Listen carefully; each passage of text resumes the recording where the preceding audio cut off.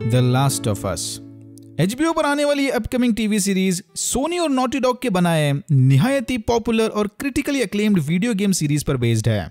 The last of us का पहला part 2013 में PlayStation 3 कंसोल पर रिलीज हुआ था, बट हाल ही में सोनी ने अनाउंस किया कि 10 साल के इंतजार के बाद फाइनली वो ये गेम PC पर रिलीज कर रहे हैं। जानता हूँ कि आपको ट्रेलर्स और पोस्टर्स वगैरह देखकर series another walking dead series जैसी लग रही होगी, लेकिन ऐसा नहीं है। द लास्ट ऑफ अस की स्टोरी और कैरेक्टर डेप्थ कमाल की है। अब क्योंकि इसके ऑलरेडी 2 गेम्स आ चुके हैं, तो HBO के पास सीरीज बनाने के लिए स्टोरी भी अच्छे से प्लान्ड होगी।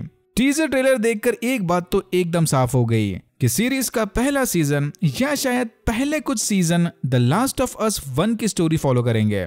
इस वीडियो में हम उसी की बेसिक स्टोरी लाइन और मेन कैरेक्टर्स के बारे में बात करेंगे। तो आगे बढ़ने से पहले minor spoiler warning, but don't worry, major spoiler वाले सेक्शन में जाने से पहले मैं एक और वार्निंग दे दूंगा। दिमाग को हाईजैक करने वाले एक फंगल वायरस ने आधी से ज्यादा दुनिया को इन्फेक्ट कर दिया था। साइंटिस्ट ने इस वायरस को कॉर्डिसेप्स ब्रेन इन्फेक्शन या CBI का नाम दिया। सिंपल भाषा में इस फंगल पैरासाइट से इन्फेक्ट होते ही इंसान ज़ॉम्बीज बन जाते थे, बट समय के साथ साथ ये वायरस इन्फेक्टेड बॉडीज को अपग्रेड भी कर देता था। यानी इन्फेक्टेड विक्टिम जितना पुराना हुआ उसे मारना उतना ही मुश्किल। कह सकते हो कि ये वायरस स्टेजेस में काम करता है। स्टेज 1, इन्फेक्ट होने के 2 दिन के अंदर विक्टिम का दिमाग काम करना बंद कर देता था।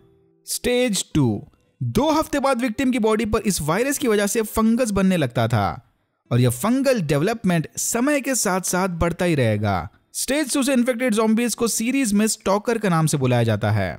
धीरे धीरे यह फंगल इन्फेक्शन ज़ॉम्बीज के चेहरे और बॉडी को कवर करके उनके देखने की एबिलिटी खत्म कर देगा। स्टेज 3 इन्फेक्शन वाले ये ज़ॉम्बीज आवाज के जरिए अपने शिकार को ढूंढते थे, स्पेसिफिकली क्लिकिंग टाइप की आवाज, इसीलिए इनका नाम क्लिकर्स पड़ा। इन्फेक्ट होने के 10 साल बाद विक्टिम की बॉडी चौथे स्टेज में पहुंच जाती थी। स्टेज 4 या ब्लोटर ज़ॉम्बीज की बॉडी पर फंगस का कवच चढ़ा रहता है, इसीलिए इन्हें मारना सबसे मुश्किल काम है। ये ब्लोटर ज़ॉम्बीज अपने शिकार पर इन्फेक्टेड स्पोर्स भी रिलीज करते हैं। अगर ठीक से प्रिकॉशंस नहीं लिए तो ये स्पोर्स भी आपको इन्फेक्ट कर सकते हैं। वैसे तो ये वायरस इन्फेक्टेड ज़ॉम्बीज के काटने से फैलता है, बट ये एक पैरासिटिक वायरस होने की वजह से CBI सिर्फ जिंदा ह्यूमंस को इन्फेक्ट कर सकता है। यानी किसी हेल्दी ह्यूमन के मरने के बाद उसकी डेड बॉडी ज़ॉम्बी बन के उठ जाएगी, ये वाला लॉजिक इधर नहीं चलेगा। बट हाँ, इन्फेक्टेड ज़ॉम्बीज के मरने के बाद भी उनके बॉडी से स्पोर्स रिलीज होते हैं, तो उनसे भी जरा बच के। यानी इस वाले पैंडेमिक में भी मास्क्स आर मैंडेटरी। CBI का सबसे बड़ा आउटब्रेक 2013 में हुआ था। उसके बाद समझ लो सारी दुनिया और ह्यूमैनिटी की बैंड बज गई। वैक्सीन बनाने के फेल अटेम्प्ट के बाद US गवर्नमेंट ने देश को चलाने के लिए मिलिट्री की मदद ली।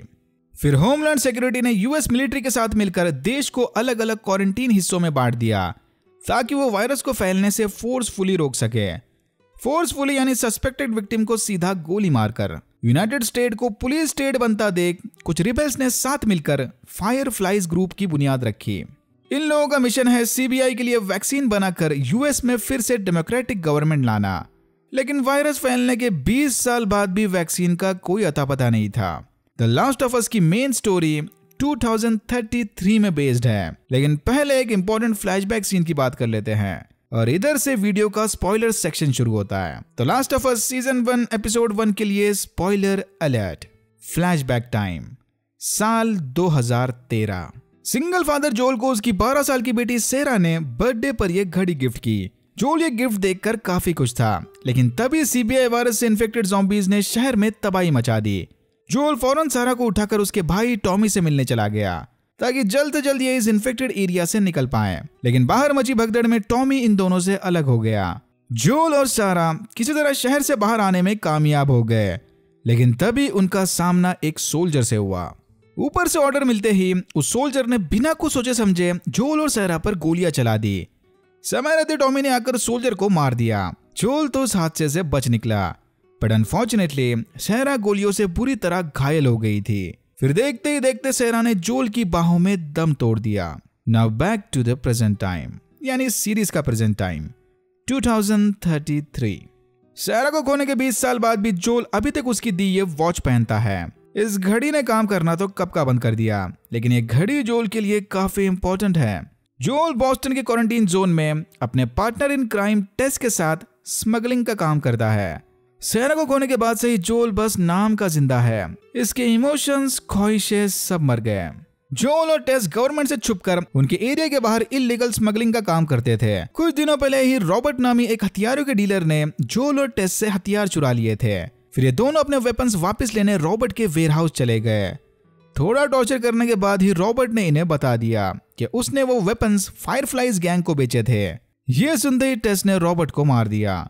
कुछ देर बाद इनकी मुलाकात फायरफ्लाइज की लीडर मर्लिन से हुई। मर्लिन इन्हें हथियारों के साथ साथ डबल पैसा देने को तैयार थी। बदले में इन दोनों को फायरफ्लाइज के कहने पर एक 14 साल की टीनेज लड़की स्मगल करनी थी, एली, यानी इस स्टोरी की दूसरी मेन कैरेक्टर। एली का जन्म पैंडेमिक में हुआ था, यानी इसे सीबीआई से पहले वाली दुनिया के बारे में कोई आइडिया नहीं था। वेपन्स और पैसा मिलते ही ये दोनों एली को मर्लिन की बताई लोकेशन कैपिटल बिल्डिंग पर स्मगल करने के लिए मान गए, जहां फायरफ्लाइज का एक और ग्रुप इनका इंतजार कर रहा था। बट बाहर निकलने के कुछ देर बाद ही 2 मिलिट्री सोल्जर्स ने इन्हें पकड़ लिया। फिर ये सोल्जर्स तीनों को जमीन पर बिठाकर सीबीआई वायरस के लिए स्कैन करने लगे। जोल और टेस तक तो सब ठीक चला था, लेकिन एली की बारी आते ही उसने पॉकेट नाइफ निकालकर सोल्जर पर हमला कर दिया। ये देखकर जोल और टेस ने दोनों सोल्जर को मार दिया। तभी टेस की नजर नीचे पड़े स्कैनर पर गई। Surprise surprise, Ellie CBI virus से इन्फेक्टेड थी। लेकिन फायरफ्लाइज इन्हें इन्फेक्टेड बच्चे स्मगल करने को क्यों बोल रहे थे? इन दोनों को शांत करने एली ने अपना आस्तीन उठाकर हाथ पर बना इन्फेक्शन मार्क दिखाया। एली को एक इन्फेक्टेड ज़ॉम्बी ने 2 हफ्ते पहले काटा था। बट वेट, सीबीआई वायरस का असर तो 2 दिन के अंदर ही शुरू होता है, तो फिर 2 हफ्ते बाद भी एली इतनी चुस्त दुरुस्त और तंदुरुस्त कैसे है? वेल, इसका जवाब तो आपको सीधा शो देखने या गेम खेलने के बाद ही मिलेगा। इस वीडियो में इतने भी स्पॉयलर्स नहीं देने। The last of us live action का ट्रेलर और कास्ट देखकर तो लग रहा है कि HBO इस सीरीज को पूरे जस्टिस के साथ बनाएगा। बस भाई चेंजेस करने के चक्कर में स्टोरी को बहुत ज्यादा चेंज मत कर देना। मैं तो भाई इस शो के लिए काफी एक्साइटेड हूँ। बाकी आपको क्या लगता है वो नीचे कमेंट सेक्शन में लिख कर बता देना। Alright, that's it for now. अगर आपको वीडियो अच्छा लगा तो please like, share and subscribe for more videos like this. मैंने ऐसे और भी वीडियोस बनाए जिनके लिंक्स आपको डिस्क्रिप्शन बॉक्स में मिल जाएंगे। Thank you very much for watching, and I'm hoping to see you in my next one.